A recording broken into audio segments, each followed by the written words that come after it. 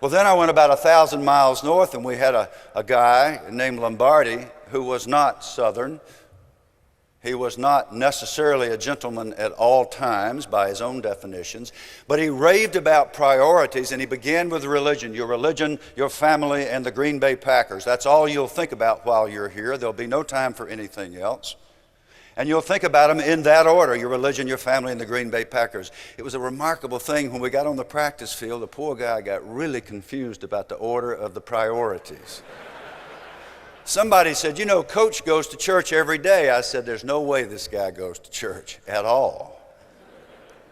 So I went to Bart Starr, whom I trusted and who had been nice to me, and I said, tell me, now, does Coach really go to church every day? He said, oh yeah, he's really devout.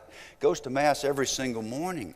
But there's something you need to realize, Bill. When you've been working for this man about 3 weeks, you're going to realize this man needs to go to church every day. Faith was such an item in our locker room.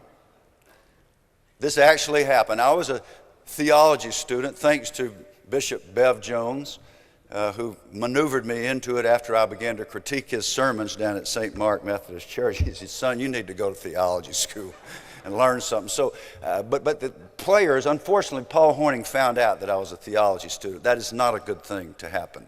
One day, he and Max McGee are having an argument in the locker room. I did not make this up. He's telling McGee, he said, you know something, McGee, you sin all the time. You never go to Mass. You never go to confession. You're going to burn in hell. You're doomed. McGee said, that's just what I need, a sermon from a hypocrite.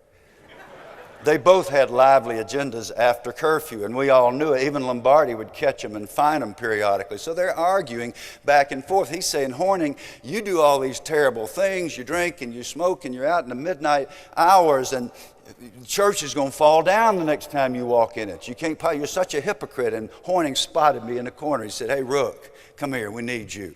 You're our resident theologian. Solve this issue for us. Now, isn't this the way God set it up?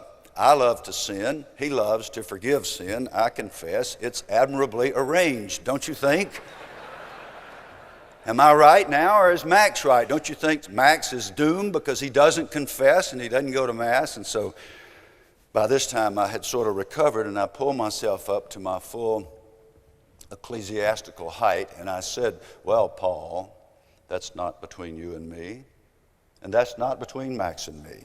You know who you should go to with a question like that. Without batting an eye, McGee said, oh, you're going to bring Vince into this thing too?